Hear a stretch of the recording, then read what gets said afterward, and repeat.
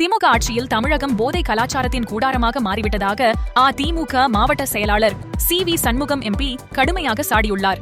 கஞ்சா புழக்கம் மற்றும் சட்டம் ஒழுங்கு சீர்கேட்டை கண்டித்து விழுப்புரத்தில் நடைபெற்ற பிரம்மாண்ட ஆர்ப்பாட்டத்தில் அவர் ஆவேசமாக பேசினார்.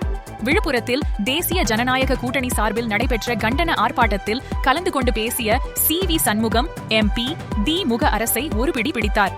தமிழகத்தில் போதைப் பொருள் புழக்கம் அதிகரித்துள்ளதாகவும் இதனால் இளைஞர் சமுதாயம் சீரழிந்து வருவதாகவும் அவர் குற்றம் சாட்டினார். தமிழகத்தில் கஞ்சா இல்லாத தெருவே இல்லை என்ற நிலை உருவாகியுள்ளது. பள்ளி மற்றும் கல்லூரி வாசல்களிலேயே போதைப் பொருட்கள் தடையின்றி கிடைக்கின்றன. இந்த லட்சணத்தில்தான் இந்த ஆட்சியின் செயல்பாடு உள்ளது. போதை தலைக்கேறியதால் கொலை, கொள்ளை மற்றும் பாலியல் வன்கொடுமைகள் பெருகிவிட்டன. 2 வயது குழந்தை முதல் 80 வயது மூதாட்டி வரை யாருக்கும் இந்த ஆட்சியில் பாதுகாப்பில்லை.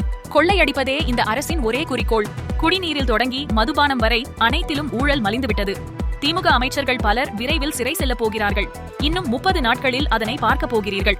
தமிழக காவல்துறை மக்களுக்காக பணியாற்றாமல் கருணாநிதியின் குடும்பத்திற்கு சேவையாற்றிக் கொண்டிருக்கிறது.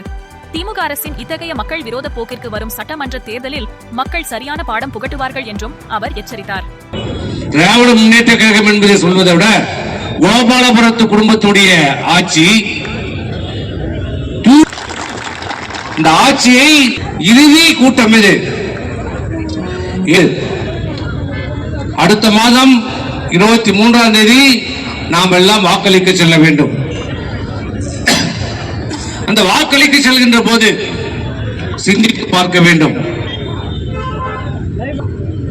ஒரு இறுதி வாய்ப்பு. இந்த அராஜக அரசை வீட்டுக்கு அனுப்புவது மட்டுமல்ல, வீட்டுக்கு அனுப்பக்கூடாது, சிறைக்கு அனுப்ப வேண்டும். இந்த ஆட்சியாளர்களை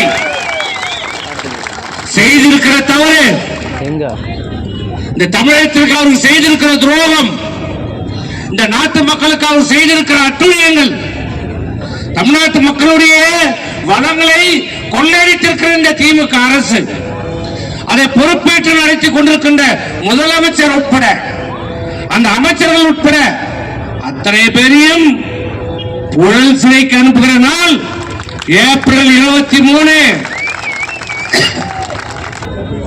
அந்த மாணவர்களுக்கு தேவையான, கல்விக்கு தேவையான பொருட்கள் கிடைக்கிறதோ இல்லையோ, கஞ்சா கிடைக்கிறது, கஞ்சா ஊசி கிடைக்கிறது, கஞ்சா எண்ணெய் கிடைக்கிறது, கஞ்சா பவுடர் கிடைக்கிறது, மெத்தபெட்டின் மாத்திரை கிடைக்கிறது.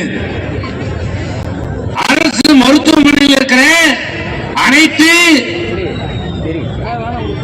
மருந்துகளும் போதை மாத்திரைகளாக மாற்றப்பட்டு சந்தையிலே, வெளி சந்தையிலே கிடைக்கிறது. மருத்துவமனையில் ஊசி இல்ல, காய்ச்சல் போனா மருந்து இல்ல, ஊசி இல்ல, டாக்டர் இல்ல, நர்ஸ் இல்ல, கட்டுக்கட்டவை இல்ல, ஆனா கஞ்சா இருக்குது. இதுதான் அந்த ஆட்சியினுடைய லட்சணம்.